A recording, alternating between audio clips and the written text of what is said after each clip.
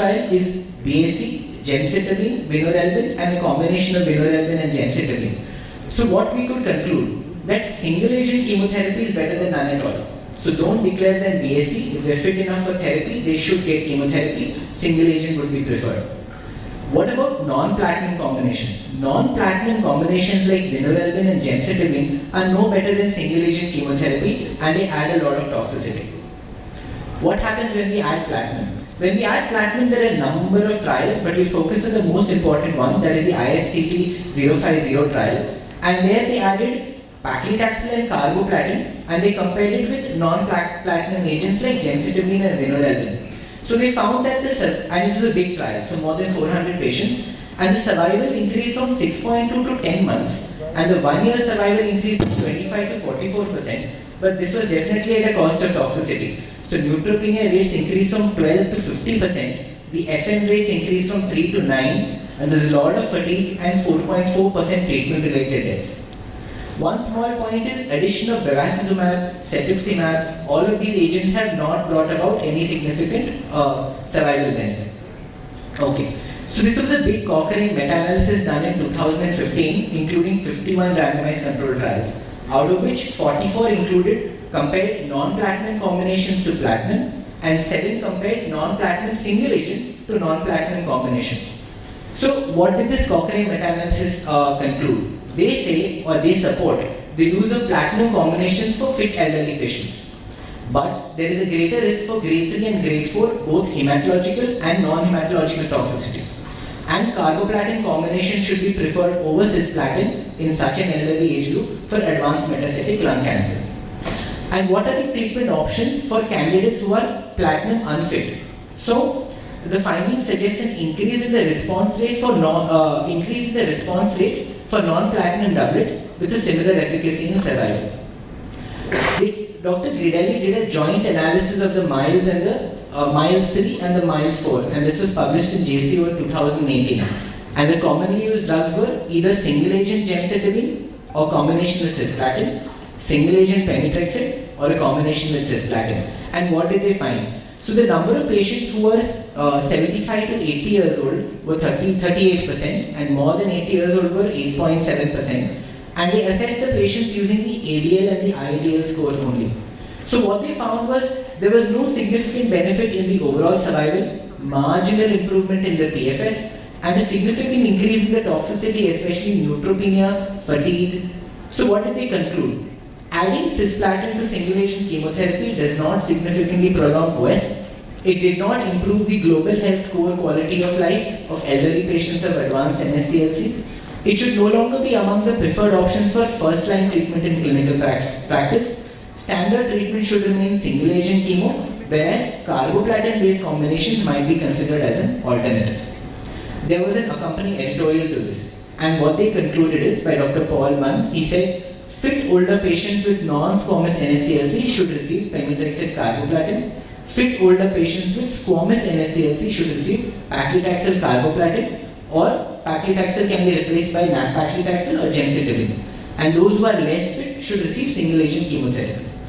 But how do we manage the toxicities? So the first modification that they did for chemotherapy is the dose reduction. And the dose reduction concept first started with the GO2. The GO2 phase 3 randomized controlled trial was done in patients with advanced metastatic gastroesophageal cancer, and it was a big sample number, 504 patients, and they randomized patients to 3 levels, A, B and C. So they gave the patients capecitabine and oxaliplatin, and they reduced, the level A, B and C was full dose 80% and 60%. And they even compared level C, that is 60%, to BAC. And what did they found out? They found out that there is a non-inferiority of PFS for level B compared to A, that is 80% compared to full dose, and level C versus A, that is even 60% of the dose was non-inferior for PFS as compared to full dose. And the median PFS of the treated patients was 4.9, 4.1 and 4.3 months. What about the toxicities? The grade 3 and higher non-hematological adverse events occurred in 56, 56 and 37%. That means despite receiving 60% of the dose, the grade 3 non-hematological adverse events were only 37%. So this was the rationale, or this is how we conceptualize the phase 3 RCT TMH, that is the GOLO study, where we were trying to focus on optimizing the chemotherapy in first line for older patients who are advanced NSCLC. With the main aim is to evaluate if a lower dose of platinum-based combination therapy for frail older patients with advanced NSCLC in first line palliative setting is non-inferior to the standard full dose platinum-based combination, with the primary endpoint being overall survival.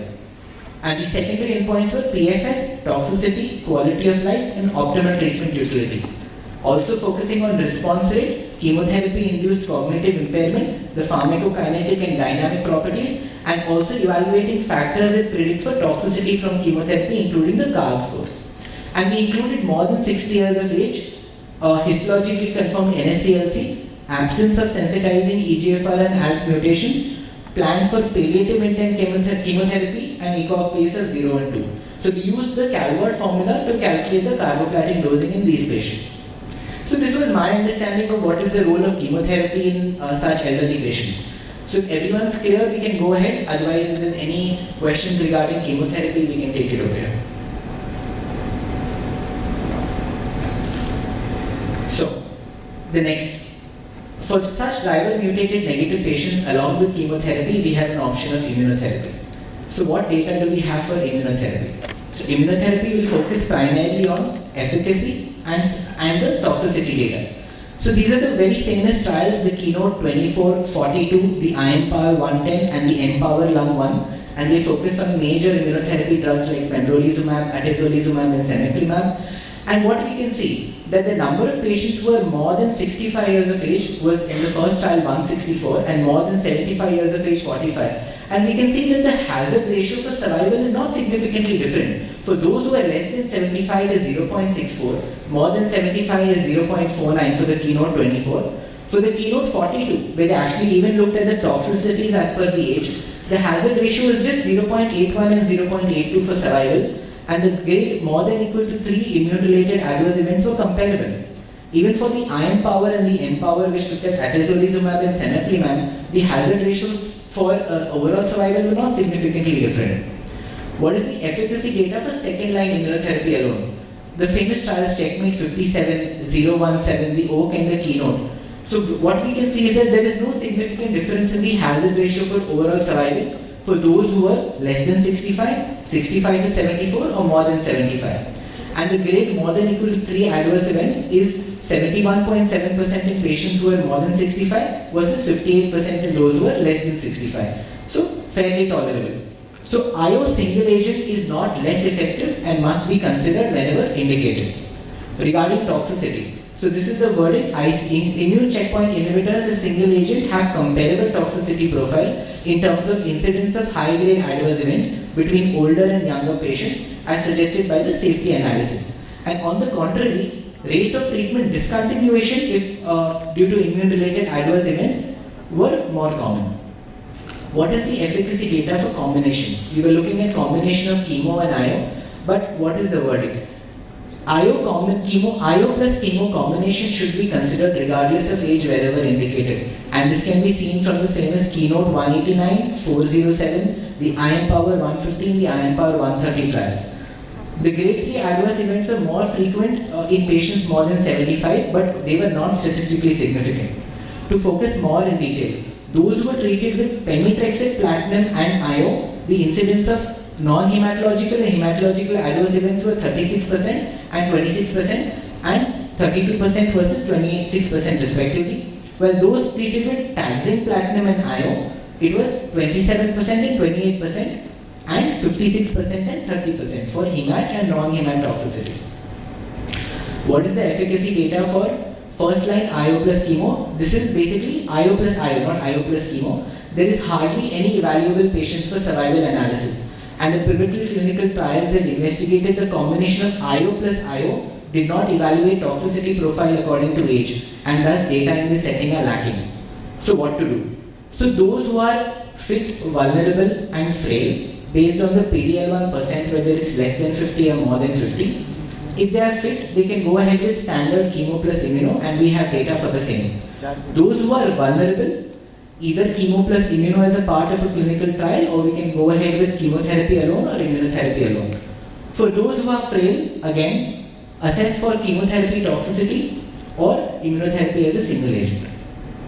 So there is a lot of complexity behind management of older patients with advanced NSCLC. Not just the basic geriatric assessment, biomarkers, but there is immunosenescence also. So the patient's immunity and ability to mount an immune response significantly reduces in such patients. So does anybody have any different profile of side effects that we see in such patients? Any experience that more hypophysitis and more endocrine toxicities and more skin toxicities are seen in such patients? I have none. So in my experience, I think pembrolizumab-related fatigue. So I think pembrolizumab-related fatigue was more significant in those. There was no hormonal evaluation, like there was no cortisol's okay, sugars are okay, thyroid is okay. Still, this inexplicable fatigue in elderly, especially with pembro, is something I've observed in the elderly more than nivo or any other immunotherapy agent that can. Any experience, ma'am? I agree. It's very difficult to sort out the fatigue is because of the IO, but I totally agree. And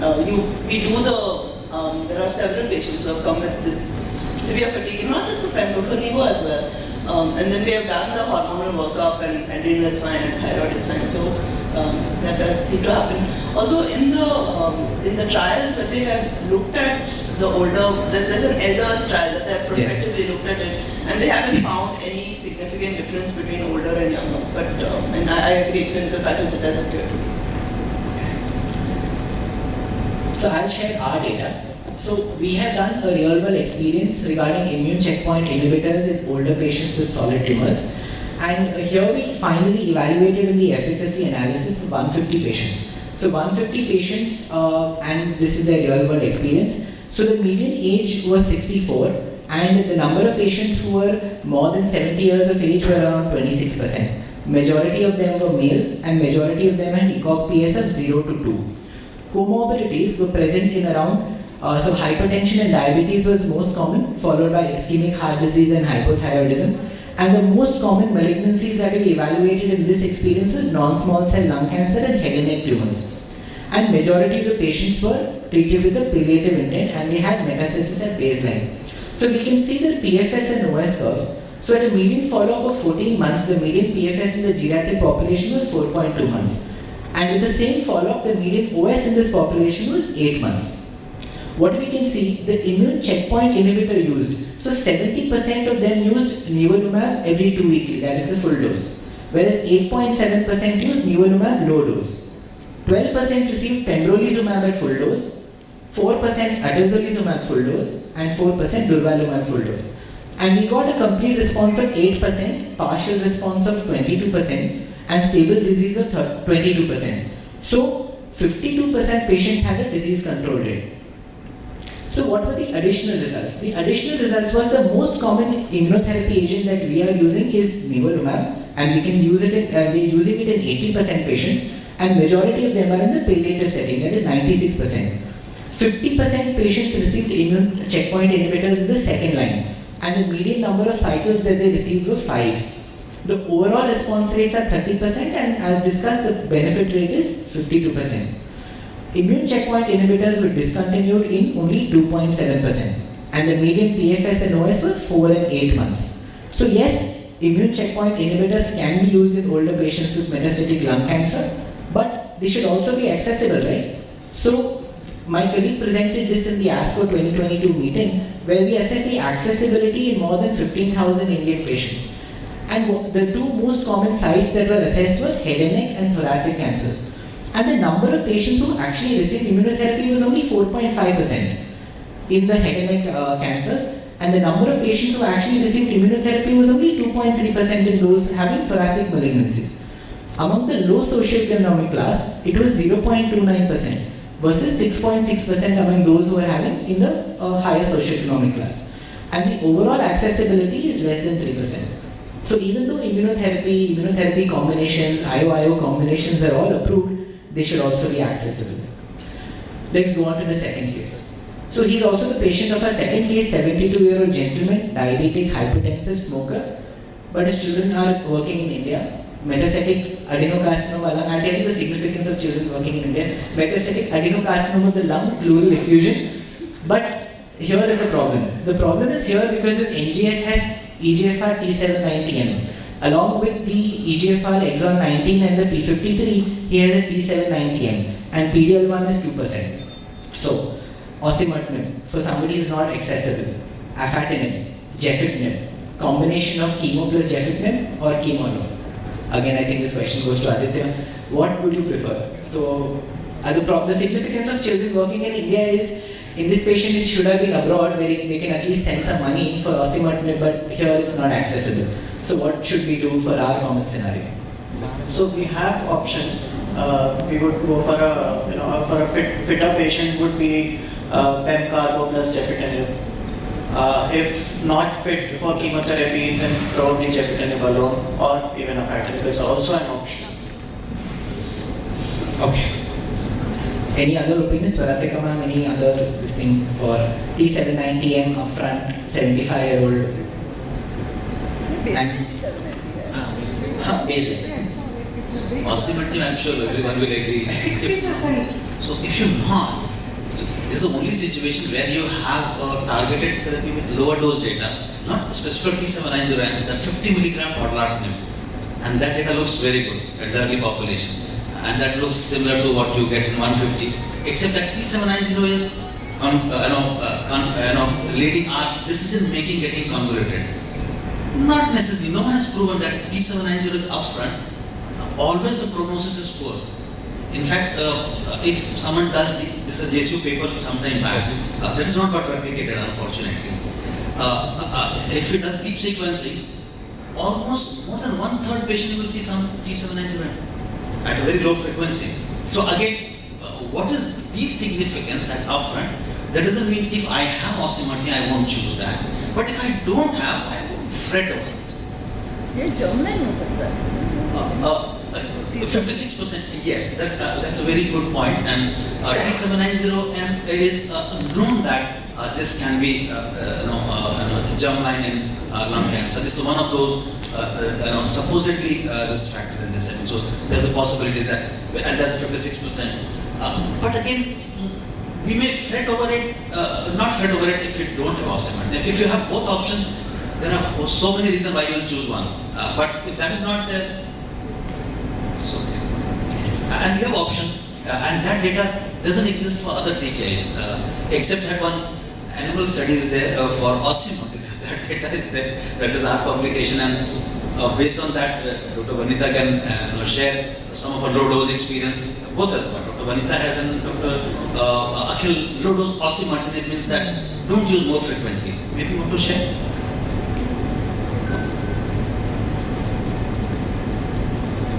So in T790 specifically in second line, we had few patients where we utilized alternate day osimertinib because of the constraints, obvious constraints. The experience was okay. Based on experience of 7 to 8 patients, we cannot come to a conclusion. But yes, the PFS was to the tune of 5 to 7 months. That was basically we utilized in the second line setting where the patient was on gefitinib or PEM carbo gefitinib upfront, and later we utilized in the second line setting with T790 mutations. So that was also an option which was there, utilized in the second line setting, otherwise not feasible for first line. Any pharmacokinetic properties which favor any alternate or once every third day? Or so based on pharmacokinetic, I'm not sure, but based on the study which was done in animal models from ACTRAC with the cell paper, once weekly osimertinib was there, and it was leading to similar suppression of the EGFR clones. So that was the main thing behind that. So in fact, pharmacokinetic modeling it was done, it was not there. It was opposite. We sat with our clinical pharmacologists and said, as far as the modeling is concerned, daily is what is required. But this is forced clinical use we do it in our clinic. But animal studies show different finding, and that time we couldn't do blood levels in those animals because of our somehow our clinical pharmacologists and basic scientists couldn't get together to do that. I wish they would have done it. But having said that, let me think of blood level was low. Who knows? That blood level leads to that kind of kinase inhibition. That we don't know. Drug was not developed based on either MTD. It was, at a certain dose you stopped it because after that there was no toxicity, there was fair response. You stopped that. So you don't know which dose is right. That doesn't mean I'm saying keep using low dose. No, definitely not. That's no question. That's only for nivolumab with triple metabolic chemotherapy, retinal cancer, nowhere else. And that also if you can't use full dose. Here, what Akhil was saying and what we decided in the clinic was, if you have a T790M patient, you give gefitinib, you give gefitinib chemotherapy, have progressive disease, and T790M is there, you are given chemotherapy. What we see with the low dose patient response. Shouldn't I give that time? Because otherwise patient is going to die. Yes, that is where the message is that patient do respond, and Akhil rightly pointed out that how good is the PFS? Is it similar to what is there in the literature for T790M with the regular dose osimertinib? That we don't know.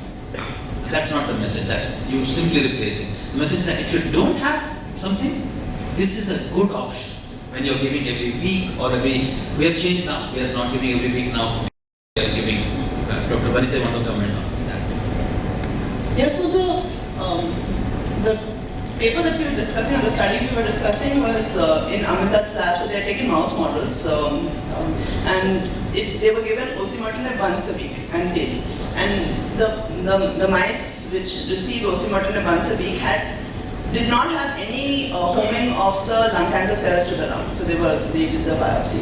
So we thought these were our patients who had T790M, so a small number of patients who were absolutely unaffordable for osimertinib and maybe refused chemotherapy. So we have these patients, mujhe goli hi chahiye. So what do? They have failed on first line TKI. So we tried once a week. We found a lot of them, and again a lot of them is like 3, 4, the first 2 or 3, and it depends how your case series goes, right? The first 3 patients I think failed in the brain, and they failed very quickly. So we thought maybe they require a more frequent dosing. So then we started doing it every 3 to 4 days. We have now settled on every 3rd day. And the 3rd day is a bit difficult because patients forget. Because it's not you can't even say it's every Monday, Wednesday, Friday, right? So it's a bit of a difficult thing. So we are learning. We have done maybe in 20 patients now. I think you have 15 or so patients, or 8 patients. And I think we have done maybe 20 odd patients. So we will put the data together. And again, these are only patients who absolutely cannot afford, who have T790 and who don't have any other options. So we'll quickly go as chemo plus Jeff. Minutes, take your time because my slides are almost entirely overlapping, so आप आराम से कर देना. So we have our data for chemo plus Jeff, and in this population, this elderly geriatric population. So we did an efficacy and safety analysis of first line therapy for EGFR mutant NSCLCs in older versus younger, and this is a pooled analysis of our 2 RCTs, one done by Vanitha ma'am and one done by Vijay Patil sir. So the number of patients exceeds 500, and in one study there was chemo versus Jeff, and other study was Jeff versus combination of chemo and Jeff. And we included unresectable stage 3B, stage 4, those who were having EGFR mutation but no T790 here, canonical EGFR mutations, treatment naive, ECOG PA 0 to 2, and those who are having an acceptable organ function. The elderly cohort, that is the older cohort of more than 60, were further subclassified as to young old and old old. That is 60 to 69 and more than equal to 70. So there were 40 patients in that cohort. And here we can see that in the younger versus the older cohort, that is for the PFS, it is 8.5 months and 9 months. And for the young old and old old, it is 8.6 and 10.7 months with no statistical significance. For the overall survival, it was 23 versus 19 months. And for the young old and old old, it was 22 months and 17 months. So there is no significant, statistically significant drop in survival with the use of either combination, that is gefitinib or chemo plus Jeff. And we can see here, even in the survival, that is the median PFS and the OS curves. As far as the toxicity is concerned, when they compared the toxicities of older versus younger for various known prognostic factors, gender, PS, stage, EGFR mutation, smokers, so there was no difference in OS based on any of these factors. What is the survival analysis based on the type of treatment, whether they receive gefitinib alone or a combination of chemo plus gef or chemo alone. So here we can see that the median PFS for those receiving gefitinib alone is 9 months, whereas for the combination is 16 months, and it is statistically significant. And for as OS is concerned, it is 17 months for gefitinib alone, 28 months not achieved, not reached for the combination, and 18 months for chemotherapy alone. But do the patients tolerate it? Yes. So comparison of grade 3 and 4 toxicities between older and younger who received a combination are almost similar except for anemia and diarrhea. So diarrhea was more commonly seen, and adverse events in older patients according to what type of treatment they received. So a little bit of hematological toxicities and diarrhea were more commonly seen, like anemia, neutropenia, thrombocytopenia and diarrhea. So on comparing toxicities between younger and older in the combination group, there was no significant difference in grade 3 or 4 toxicities. So what did they conclude? It was concluded that patients with EGFR mutated NSCLC, similar survivals and toxicities were found in patients aged 60 years or older as compared to the younger patients in those who were having ECOG PS of 0 to 2. We have data for afatinib also. So when they studied in the NEJ 27 study, more than 75 years of age, those who were having EGFR mutant metastatic NSCLC, they evaluated 38 patients and they found that so 60% of patients had EGFR exon 19 deletion. The objective response rates was 75% and the median PFS and OS was 14 months and 35 months. And the most common grade 3, grade 4 adverse events were diarrhea, paronychia, rash or acne. Those reductions were reported in 80% of patients and 8% discontinued, but there were no treatment-related deaths. So they concluded that dose adjustments are definitely needed, but they are tolerable and patients can be given afatinib safely. Those who are more than 75 years of age, but this is a Japanese cohort. But what about this patient who needs osimertinib? We had firstly limited data. So 132 patients, when they evaluated 132 patients, they found out that the median PFS was 19 months and the median OS was not reached, but the frequency of pneumonitis was 17% and grade 3 or higher was 9.1%. So more than 2/3 of the patients were discontinuing treatment due to pneumonitis, and that too within 3 months of starting treatment. And the prognosis of patients those who developed pneumonitis was unsatisfactory. So osimertinib is one of the effective first-line therapeutic options in those who are more than 75 years old. However, special caution has to be exercised because they have a greater chance of developing pneumonitis. Also, financial toxicity. Along with the limited data, there is a lot of financial toxicity for osimertinib, and that is why all these modifications, dose reductions, alternate day, once every third day, all of this is because of this. So this was presented as an ASCO poster by our geriatric team, and it was an observational study where they evaluated 498 patients. And we assessed financial toxicity using 2 scales, that is the modified Kupuswamy scale and the cost facet scale. And what we realized is that majority of the patients who, as assessed by the Kupuswamy scale, majority will belong to the upper-lower socioeconomic class, followed by the lower middle and the upper middle. And only 4, that is 0.8% patients belong to the upper class.